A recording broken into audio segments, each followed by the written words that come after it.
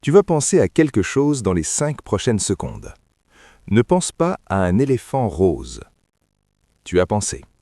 Et voilà, en une seule phrase, je t'ai forcé à créer une image mentale que tu n'avais pas du tout l'intention de créer. Je t'ai dit de ne pas faire quelque chose. Et ton cerveau l'a fait quand même. Parce que le cerveau humain ne traite pas la négation avant l'image. Il crée l'image d'abord, puis il essaie d'appliquer la négation. Trop tard, l'image est déjà là. Ce petit jeu n'est pas anodin. Il révèle quelque chose de fondamental sur la relation entre le langage et l'esprit humain.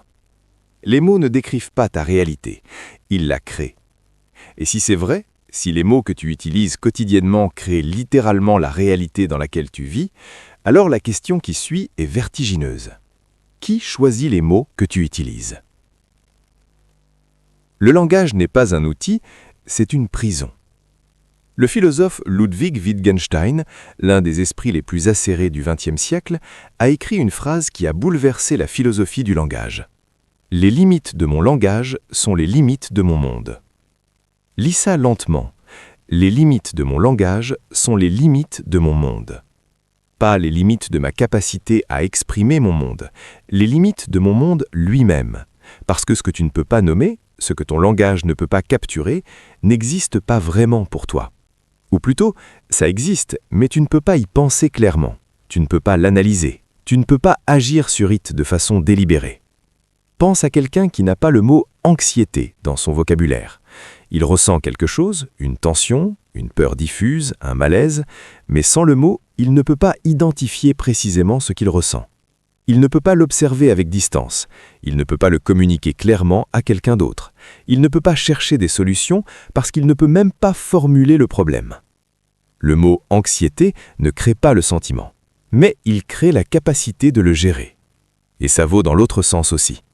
Les Inuits ont des dizaines de mots pour désigner différents types de neige, pas parce qu'ils sont obsédés par la neige, mais parce que dans leur environnement, distinguer ces types de neige est une question de survie.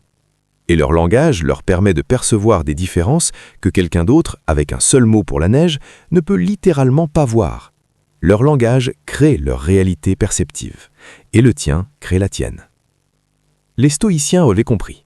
Épictète, qui avait grandi comme esclave, qui savait mieux que quiconque ce que signifie vivre dans un monde dont on ne choisit pas les règles, enseignait à ses étudiants à faire une chose avant tout: regarder les mots. Ce ne sont pas les choses qui troublent les hommes, mais les opinions qu'ils ont des choses. Et les opinions, ce sont des mots intériorisés. Apprends à nommer les choses autrement et tu changeras ta relation à la réalité. Apprends à nommer les choses autrement et tu changeras ta relation à la réalité.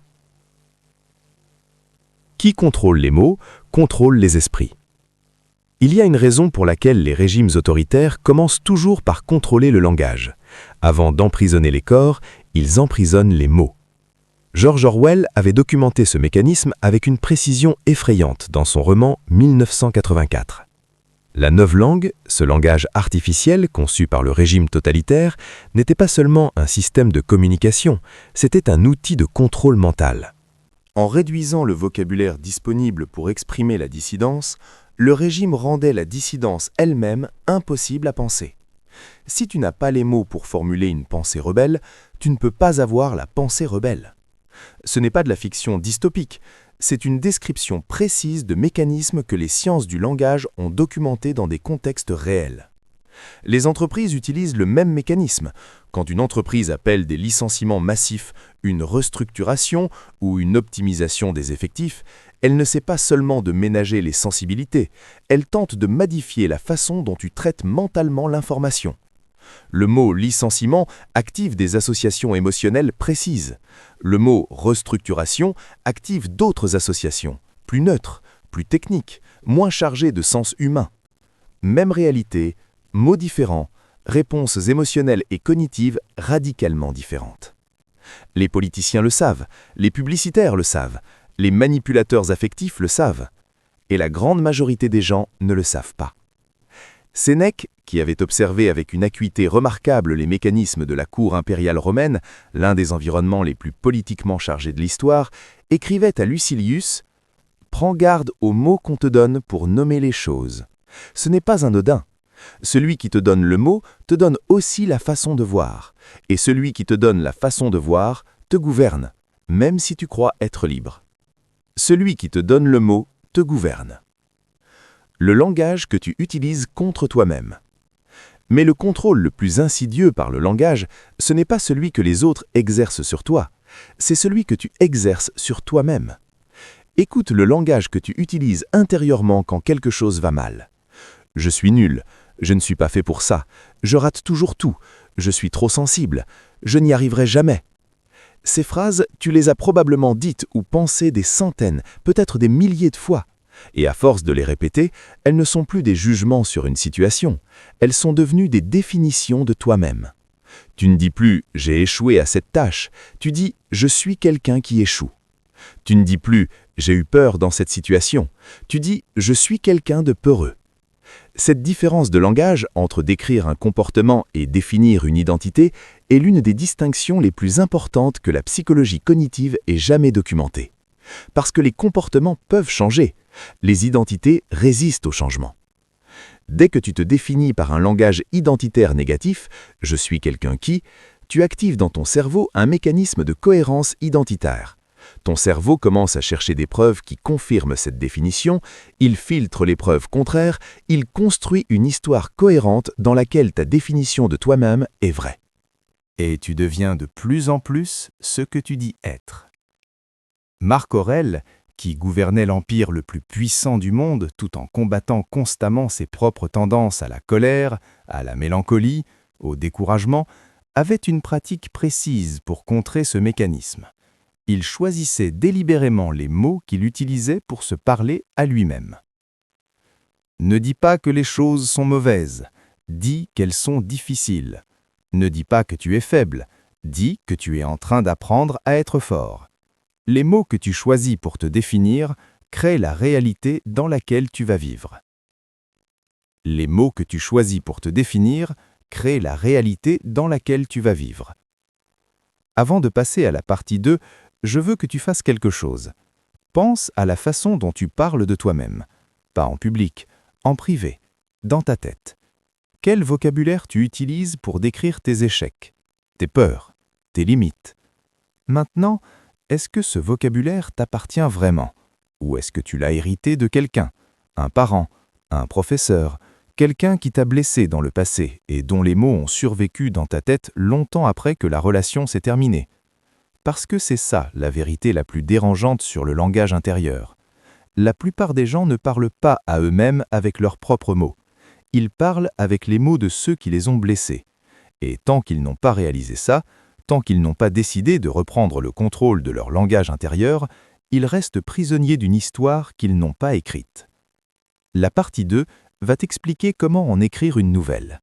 Il y a une scène dans les évangiles qui a hanté les philosophes du langage pendant des siècles. Au commencement était le Verbe. Pas au commencement était la matière, pas au commencement était l'énergie, au commencement était le Verbe, le mot, le langage, la parole. Cette intuition que le langage précède et crée la réalité plutôt qu'il ne la décrit n'est pas propre à la tradition chrétienne.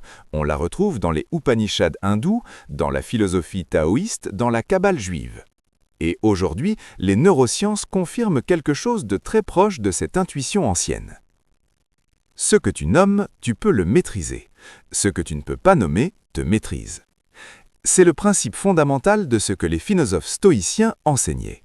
Et c'est la clé de la partie 2. Nommer pour libérer, la puissance de la précision verbale. La première étape pour reprendre le pouvoir par les mots, c'est d'apprendre à nommer les choses avec précision. Pas de façon dramatique, pas de façon minimisante, avec précision. Voici ce que ça signifie concrètement. Quelqu'un te dit quelque chose de blessant. Ta première réaction intérieure est peut-être de formuler ça comme « je suis furieux » ou « je suis dévasté » ou « c'est insupportable ». Ces mots furieux, dévasté, insupportable sont des mots d'une intensité maximale. Ils amplifient l'expérience, ils la rendent plus large, plus envahissante, plus difficile à gérer. Mais est-ce que c'est vraiment ce que tu ressens? Ou est-ce que tu ressens quelque chose de plus précis, de la déception, de la surprise, une blessure d'amour-propre parce que tu avais besoin d'être reconnu et tu ne l'as pas été, une peur que cet épisode révèle quelque chose de vrai sur toi-même. La différence entre « je suis furieux » et « je ressens une blessure d'amour-propre parce que j'avais besoin d'être reconnu et je ne l'ai pas été », c'est une différence de pouvoir. Le premier mot t'emporte, le second te donne une information que tu peux utiliser. Les chercheurs en psychologie cognitive appellent ça la granularité émotionnelle, la capacité à faire des distinctions fines dans son univers émotionnel. Et ils ont documenté quelque chose de remarquable.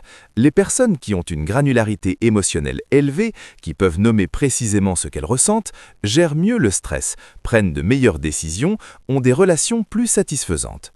Pas parce qu'elles ressentent moins, mais parce qu'elles comprennent mieux ce qu'elles ressentent, et donc elles peuvent agir sur ça plutôt que d'en être submergées. Épictète enseignait cette précision verbale comme fondement de la liberté intérieure. Commence par nommer les choses pour ce qu'elles sont, ni plus ni moins. Si quelqu'un te vole ton manteau, dis « mon manteau a été volé », pas « j'ai été trahi, humilié, détruit ». Le premier énoncé est vrai, les suivants sont des histoires que tu ajoutes, et ces histoires, ce sont elles qui font souffrir, pas les faits. Les histoires que tu ajoutes aux faits, ce sont elles qui font souffrir. Réécrire son récit, l'acte le plus puissant du langage. Il y a une chose que presque tous les êtres humains font et que presque personne ne réalise. Tu te racontes une histoire cohérente, continue, sur qui tu es, d'où tu viens, pourquoi tu es comme tu es, ce que tu mérites, ce qui est possible pour toi et ce qui ne l'est pas plus. Cette histoire, les psychologues l'appellent le narrative self, le soi narratif, est l'une des constructions les plus puissantes de ton cerveau. Elle donne du sens à tes expériences, elle crée la continuité de ton identité dans le temps, elle guide tes décisions, souvent sans que tu en sois conscient. Et le problème, c'est que cette histoire a souvent été écrite partiellement par d'autres. Un père qui t'a dit que tu n'étais pas doué pour les études, un professeur qui t'a humilié devant la classe, un premier amour qui t'a quitté sans explication, une entreprise qui t'a licencié et qui t'a fait sentir que c'était ta faute. Ces moments, ces blessures ont déposé dans ton histoire des phrases précises, des définitions de toi-même que tu n'avais pas choisies mais que tu as intégrées comme des vérités. Et depuis lors, tu vis à l'intérieur de ces phrases. Marc Aurèle avait une pratique qu'on pourrait appeler la réécriture stoïcienne. Quand il traversait une période difficile, quand quelqu'un l'attaquait, quand une situation semblait insurmontable, il s'imposait de réécrire mentalement le récit de la situation. Pas pour se mentir à lui-même, pas pour nier la réalité, mais pour choisir délibérément l'angle depuis lequel il regardait cette réalité. Tu as le pouvoir de n'avoir aucune opinion sur les choses et de ne pas laisser ton âme se troubler. Les choses elles-mêmes n'ont aucun pouvoir de nous forcer à les juger d'une certaine façon. Les choses elles-mêmes n'ont aucun pouvoir de nous forcer à les juger d'une certaine façon. Autrement dit, ce qui t'est arrivé ne détermine pas l'histoire que tu vas en faire. Ton histoire, c'est toi qui l'écris, ou quelqu'un d'autre l'écrit à ta place. Le langage dans les relations, là où le pouvoir se joue. Maintenant, parlons du langage dans les relations, parce que c'est là que le pouvoir du langage devient le plus visible, le plus palpable, le plus conséquent. Il existe une asymétrie profonde dans toutes les relations humaines, professionnelles, amoureuses, familiales, une asymétrie qui se joue principalement dans le langage. Certaines personnes définissent, d'autres acceptent les définitions. Pense à quelqu'un dans ta vie qui définit. Quand il dit « tu es trop sensible », c'est une définition qu'il te donne. Quand il dit « c'est normal de ressentir ça » ou « ce que tu fais n'est pas si important », ce sont des cadres qu'il impose sur ta réalité. Et si tu acceptes ces définitions, si tu intègres ces cadres comme vrais, alors ce quelqu'un exerce un pouvoir réel sur ta vie. Pas par la force, par le langage. Les psychologues qui étudient les relations toxiques et les dynamiques de manipulation documentent précisément ce mécanisme. La manipulation ne fonctionne pas par la contrainte physique, elle fonctionne par la redéfinition progressive de la réalité de la victime. Tu te souviens mal, gaslighting.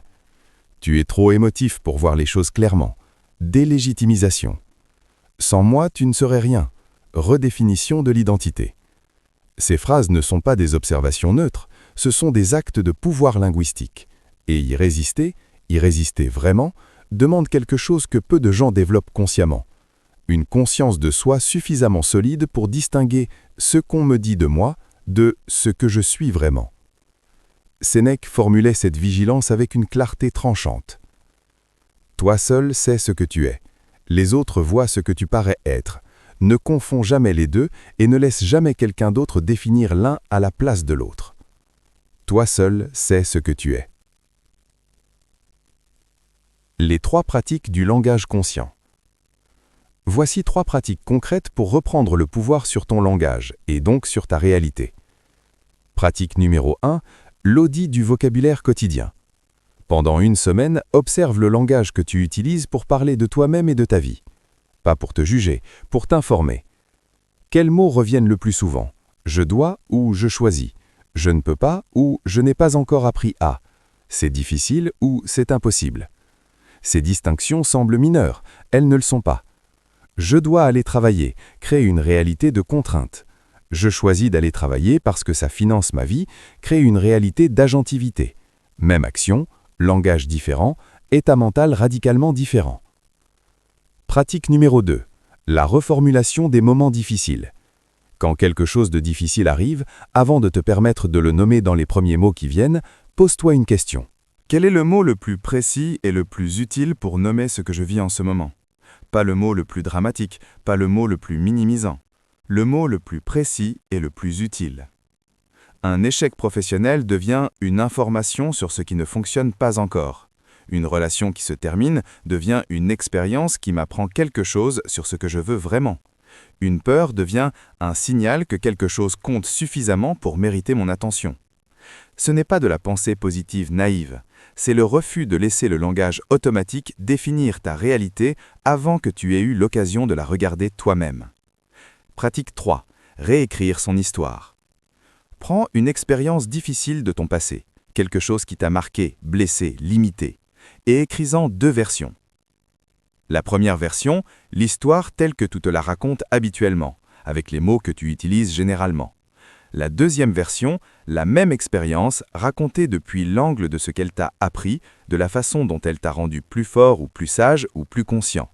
Ce n'est pas trahir la vérité, c'est choisir l'aspect de la vérité sur lequel tu vas construire ta vie. Marc Aurèle le pratiquait chaque soir dans ses pensées. Il prenait les événements difficiles de sa journée et il les réécrivait, non pas pour les effacer, mais pour choisir délibérément la leçon qu'il allait en tirer. Le mot que tu choisis est l'homme que tu deviens. Je veux finir avec quelque chose que Socrate disait à ses étudiants. Pas une formule abstraite, une observation sur ce qui se passe dans une conversation. Il disait que la véritable philosophie ne commence pas quand tu maîtrises des concepts complexes. Elle commence quand tu apprends à faire une seule chose, choisir tes mots. Parce que dans le choix d'un mot, dans la décision de dire échec plutôt que apprentissage, ennemi plutôt que adversité, je suis plutôt que je deviens, il y a une micro-décision philosophique. Une décision sur comment tu vas habiter le monde. Et ces micro-décisions, répétées des milliers de fois par jour, pendant des années, pendant toute une vie, construisent quelque chose. Elles construisent une façon de voir, une façon d'être, une façon de réagir à ce qui arrive. Elles construisent un caractère. Sénèque, dans l'une de ses dernières lettres à Lucilius, écrite alors qu'il savait sa mort proche, qu'il n'avait plus rien à prouver à personne, plus rien à ménager, formulait cette vérité avec une économie de mots qui en fait toute sa puissance. Nuscam est qui ubique est. Celui qui est partout n'est nulle part. Ce qu'il voulait dire, pour le langage, pour la vie, c'est que disperser ses mots, sa pensée et son attention dans toutes les directions sans cohérence ni intention, c'est ne jamais vraiment habiter aucune vérité. Mais l'homme qui choisit ses mots avec soin, qui refuse de parler par automatisme, qui refuse d'intégrer les définitions que d'autres lui donnent, qui travaille sur son langage intérieur avec la même rigueur qu'un artisan travaille son matériau, cet homme-là construit quelque chose de réel. Il construit une vie qui lui appartient. Le langage n'est pas une décoration, ce n'est pas un accessoire de la pensée, c'est la pensée elle-même. Et la pensée, c'est la vie. Alors la question que je te laisse ce soir est simple, directe et difficile. Quel mot est-ce que tu vas changer dans ton langage quotidien à partir d'aujourd'hui ? Un seul. Choisis-en un. Dis-le-moi dans les commentaires. À très bientôt!